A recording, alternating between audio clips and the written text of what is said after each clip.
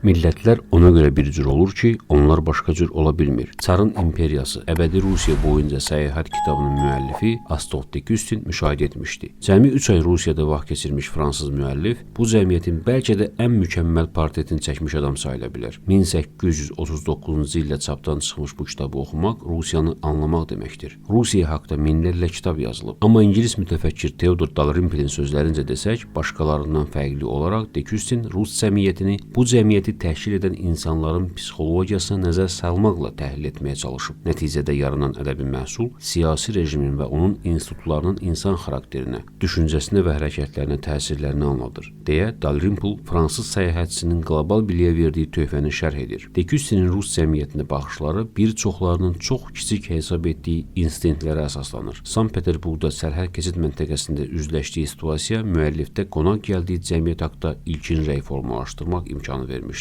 Yazıçı Rudyard Kipling deyərdi ki, ölkəni anlamağın birinci şərti onu iyləməkdir. De Küstin Rusiyanı iyləməyə macal tapmamış, Rus məmurlar sərhəddə onu çək-çevirə salmışdılar. Hər əşyanı uzun-uzadı yoxlayan, müsafiri yersiz sorğu-suala tutan adamlar təsəvvür edə bilməzdilər ki, onların gündəlik davranışı yüksək intellektli müsafirdə bunca böyük təəssürat buraxacaq. Bu kişilərin hər biri öz borcunu lüzumsuz dəqiqliklə, bu adi işə məxsus olmayan qeyri-adi mühümlük havası ilə yerinə yetirirdi. Düzdür, açıq şəkildə səsləndirmir, amma sənə verdiyi mesaj aydın görünürdü. Yolumdan çəkil, mən nəhəng dövlət aparatının bir hissəsiyəm. Rus cəmiyyətinə fransız səyahətçinin gözü ilə baxmağa çalışan Dalrymple hesab edir ki, müstəqil davranış imkanlarından büsbütün məhrum edilmiş bu adamlar öz varlıqlarını dövlətə subordinasiya ilə təsdiq edirdilər. Elə bir subordinasiya ki, bunun doğurduğu qəzəbin qisasını onlar müstəbiddən yox, məhdud qaydada üzərlərində səlahiyyət olduğu adamlardan alırdılar. Rusiya fasadlar ölkəsidir, deyən de Küstin ölkədə olduğu müddətdə rəsmilərin və məmurların ona göstərmək istədiyi fasadları yarmağa çalışırdı. De Küstinin nəzərində rusların qonaqpərvərliyində bir məqsəd qonağı razı salmaq idisə, o biri daha mühüm məqsəd onu aldatmaq idi. Daim adamı getdiyi hər yerdə müşayiət etməklə ev sahibləri əslində müsafirin hərəkət imkanlarını məhdudlaşdırır və ölkə haqda onda yaranacaq təsəvvürü tam formalaşdırmağa çalışırdılar. Onların bu hədsiz nəzakətliliyi yüzündən müsafir heç vaxt bələdsiz bir yerə gedə bilmir. Heç vaxt tənha buraxılmayan adam özü üçün müstəqil mühakimə yürütmək imkanından məhrum edilir. Rusiyaya daxil olan adam təkcə pasportunu deyil, həm də azad iradəsini təhvil vermiş olur. Xəstəxanaya getmək istəyirsən, həkim səni şəxsən özü gəzdirəcək. Qalaya baxmaq istəyirsən, qubernator səni özü aparacaq. Məktəbə girmək istəyirsən,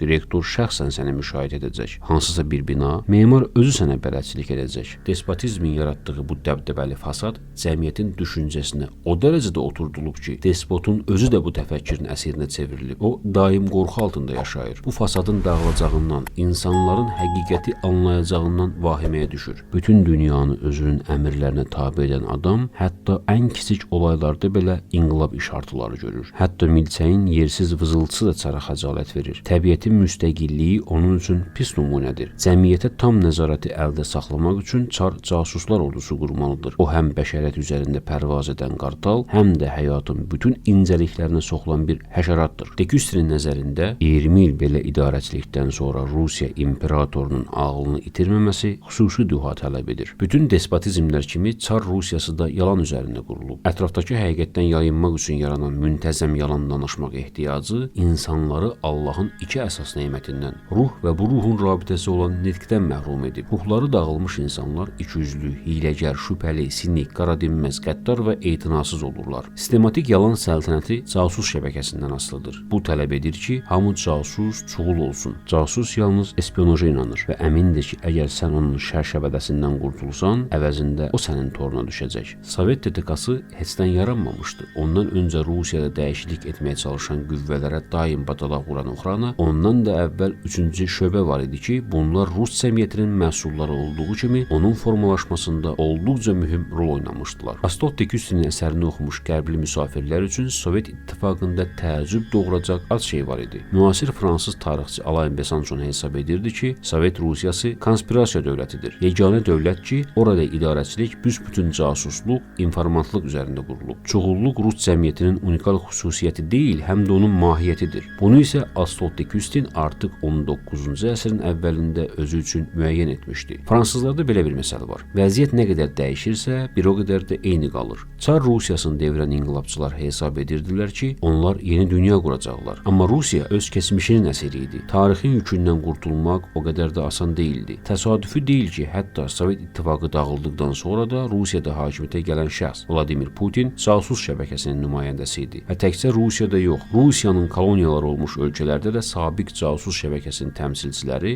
öz təcrübələrinə uyğun olaraq çoxluğa əsaslanan idarəçilik mexanizmini bərpa etdilər. Daha çox Markiz de Custin kimi tanınan zadəgan əsilli fransız əslində Rusiyaya gedəndə məramı tamam başqa idi. Babasını və atasını 1789-cu il inqilabı zamanı gilyotində itirmiş de Custin istəyirdi ki, mühafizəkar Çar Rusiyasını nümunəvi dövlət kimi inqilabi Fransa ilə müqayisə etsin. Amma despotizmin reallıqları onu o dərəcədə dəhşətə gətirmişdi ki, de Custinin qələmə aldığı xatirələr tiraniyanın izahlı tərifinə çevrildi. Səyahətinin əksər hissəsini müəllif Rusiyanın yüksək təbəqəsinin üzvləri ilə keçirmiş, çox yerə getməmiş və statistikaya qətiyyən məhəl qoymamışdı. Amma Pakazuxa mədəniyyətinin arxasındakı həqiqəti sezən de Custin aşkar etmişdi ki, cəmiyyəti şikəst edən tiraniya heç zaman azadlığın və liberalizmin alternativi ola bilməz. Bu baxımdan de Custin təkcə Rusiyanın deyil, Rusiyanın timsalında bütün diktatorial dövlətlərin portretini çəkmişdi. De Custinin Rusiya haqqında yazdıqlarını rədd edən tənqidçiləri onun həmin ölkədə cəmi 3 ay vaxt keçirdiyini deyərək istehza edirdilər. De Custinin belə adamlara cavabı sadədir. Bəli, mən az görmüşəm, amma çox şey anlamışam.